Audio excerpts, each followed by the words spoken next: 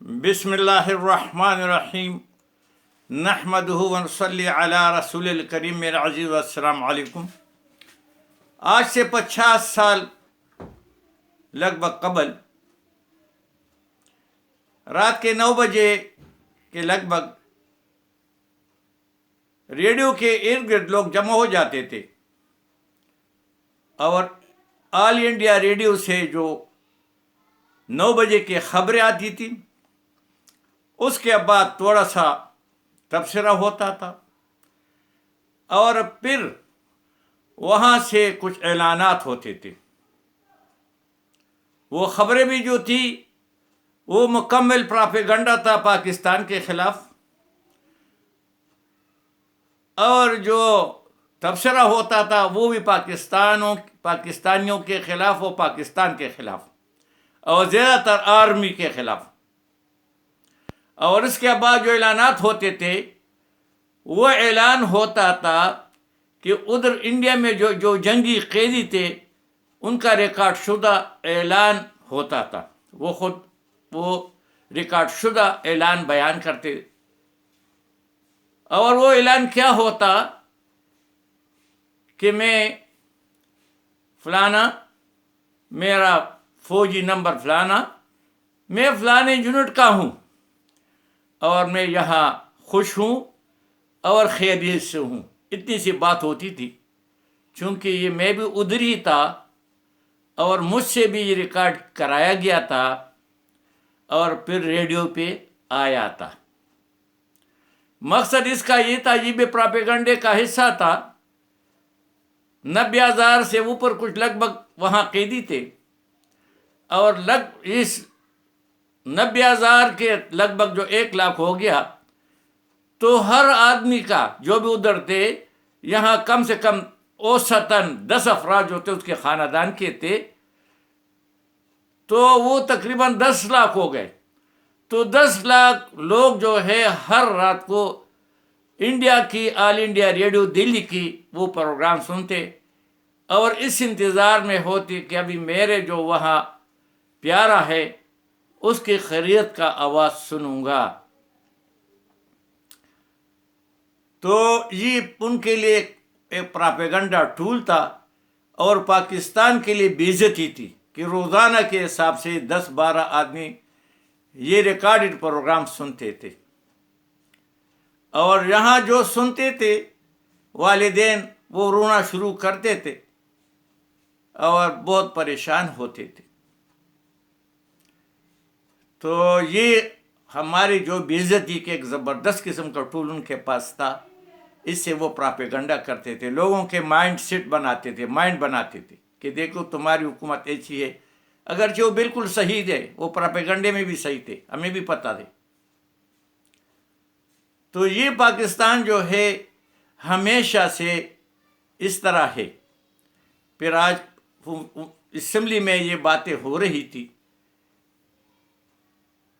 कि ये घुसपैठिए हैं, जब से पाकिस्तान बना घुसपैठिए हैं और ये घुसपैठिए जो है वो हमेशा से मज़े कर रहे हैं। आज भी असेंबली में पास नहीं हुए, चोरी का मैंडेट है और वो वहाँ बैठे हैं। ये घुसपैठिए हैं और इनमें नए लोग नहीं, ये जो पुरानी शक्लें हैं जो हम 50 साल से देख रहे हैं और कौम का खून चूस रहे हैं, बार बार वही आते हैं। नए आदमी को वो नहीं लेके आते और ये चंद ख़ानदानों के हैं, बस वो ख़ानदान ही आते हैं जिसको किसी ज़ुबानों में पहले कहते थे कि जी वो इलेक्टेड लोग है, इलेक्टेबल लोग हैं। ये इलेक्टेबल लोग ही हैं और नहीं आते।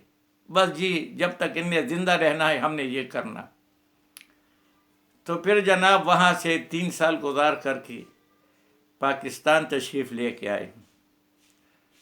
पाकिस्तान में आप यकीन करें किसी ने भी हमारा नहीं पूछा कि ये POW थे, प्रिजनर ऑफ वार थे, कोई भी बेनिफिट नहीं। इसलिए कि ये मुर्दों को याद करते हैं, वो 6 सितंबर जी, 7 सितंबर जी, और फिर वो 16 दिसंबर को याद नहीं करते।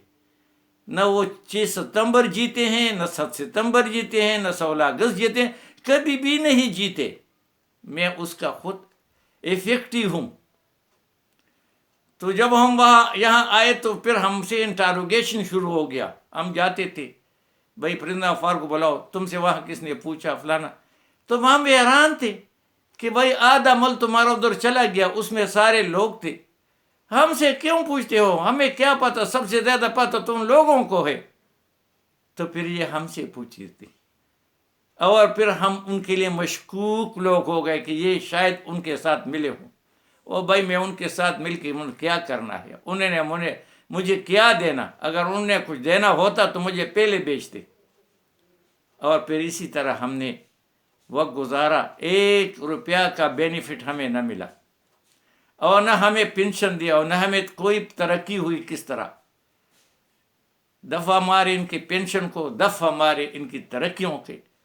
میں نے اپنے بچوں کو نصیحت کی ہے کہ پاکستان کی کسی بھی ایسی نوکری میں نہیں جانا جس میں بیلٹ ہو، جس میں یونیفارم ہو، جس میں کیپ ہو، اور جس میں سلوٹ ہو.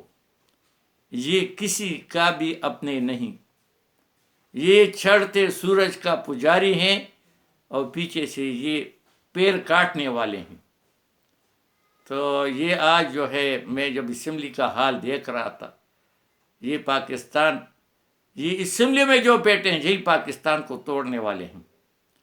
اور ان کے رسیاں تارے جو ہے پیچھے سے، وہ یہ ایسے ہوتے ہیں. پرانے زمانے میں وہ گڑیوں کا کھیل ہوتا تھا، یہ وہی ہے.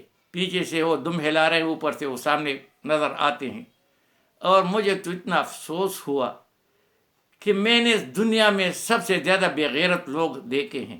اس کو آپ گالی دیں تو پھر بھی وہ 10 گالیوں کے بعد تو کوئی جواب دے گا. مگر اسمبلیوں میں جو لوگ بیٹھے ہیں، ان کو دنیا نے ایسے بے غیرت بنایا ہے کہ چور اگر مجھے بھی آپ 2 دفعہ چور کہیں تو میں گھر سے نہ نکلوں. ان کو دان دکھا رہے ہیں اور بیٹھے ہیں. اور خدا کے بندے، اگر ایسی کامیابی ہے تو تمہیں شرم آنی چاہیے، ڈوب کے مرنا چاہیے. ایسی کامیابی کو کیا کرنا ہے؟ تو جناب، یہ ہے پاکستان، یہ ہے پاکستان کا نظام. یہ 2.5 سال، ابھی 2 سال گزرے، اور 1.5 سال ان نے، پھر پی ڈی ایم نے، پی ڈی ایم 2، ابھی پی ڈی ایم 3 آ رہی ہے. اور کوئی بھی قوم کے لیے ایک بات نہیں کہہ رہا. مہنگائی کے بارے میں کوئی بات نہیں کہتا. بجلی آئے دن کوئی بھی ایسا دن نہیں گزرا جو وہ اس میں قیمت نہیں بڑھتی. اور دن میں بجلی 1 گھنٹہ ہوتی ہے، 1 گھنٹہ نہیں ہوتی. ابھی 1 گھنٹہ ہوتی ہے، 3 گھنٹہ نہیں ہوتی. پتہ نہیں گاؤں میں کیا حال ہوگا. بجلی کم ہوتی جا رہی ہے، بل بڑھتے جا رہے ہیں. گیس کم ہوتے جا رہے ہیں، گیس بڑھتے جا رہے ہیں. اور ایک وقت آئے گا کہ لوگ یہ اپنے بجلی کے تار بار پھینکیں گے، اور یہ لوگ جو ہے وہ وہی پتھر کے زمانے میں جا کر گوبر جلائیں گے. کس کے بس میں ہے کہ 50,000 کا بل دے گیس کا؟ کس کے بس میں ہے جو 50,000 بجلی کا بل دے؟ کس کے بس میں ہے؟ یہ اسکولوں کو جانا بھی لوگ چھوڑ جائیں گے کہ دفع کرو بھائی. بچہ BS کرتا ہے، MS کرتا ہے، کیا کچھ نہیں کرتا. والدین امید میں ہوتے ہیں، وہ بھی امید میں ہوتے ہیں کہ بڑا ہو کر کچھ بنے گا. نہ وہ پھر دیہڑی کر سکتا ہے، نہ مزدوری کر سکتا ہے، اور نہ کوئی اس کو ڈنگ کا کام ملتا ہے. یہ ہے ہمارا پاکستان. یہ اتنا فضول پاکستان، اتنا فضول ملک میں نے دنیا میں نہیں دیکھا. میں بعض اوقات افسوس کرتا، کاش میں یہاں پیدا نہ ہوتا.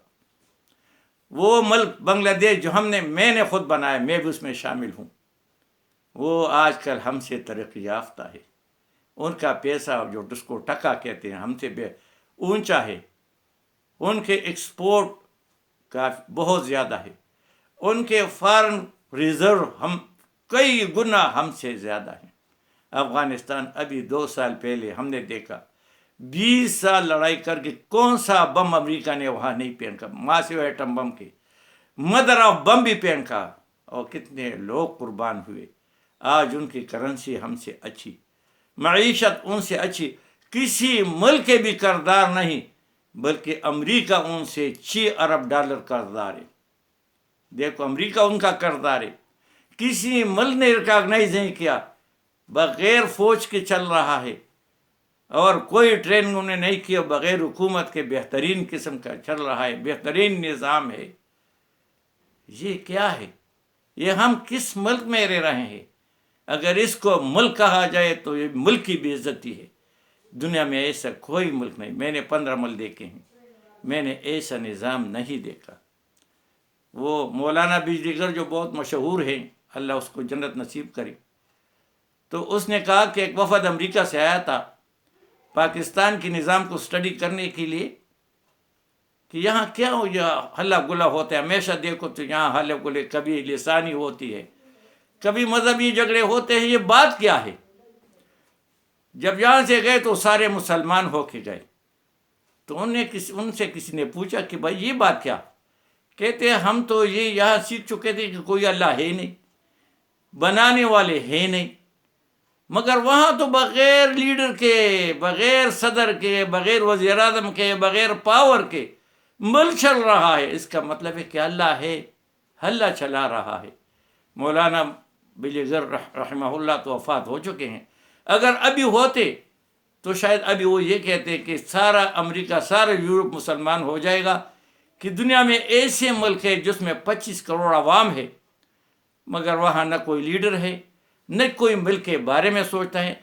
उनके चंद लोग हैं 500 जो असेंबली में बैठे हैं, और अपने बेटों और पोते दोतरों के लिए बस सोच रहे हैं कि वो मालदार हो जाए। उनके दुबई में, उनके इंग्लैंड में, अमेरिका में, और दुनिया में कहाँ कहाँ वो जजीरे ख़रीदे, वहाँ रहे। वो जनाब उनका प्रॉपर्टी इंग्लैंड में, दुबई में, इनका औलाद इंग्लैंड में, दुबई में, इनका कारोबार इंग्लैंड में, दुबई में, बाहर, और हुकूमत के लिए इधर आते हैं, हुकूमत करके फिर वहाँ चले जाते हैं। ये है हमारे हुक्मरान।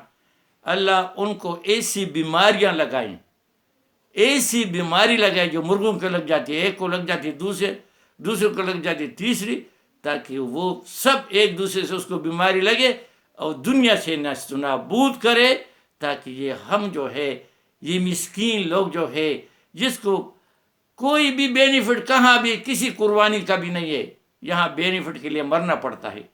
ओ भाई क्यों मरे?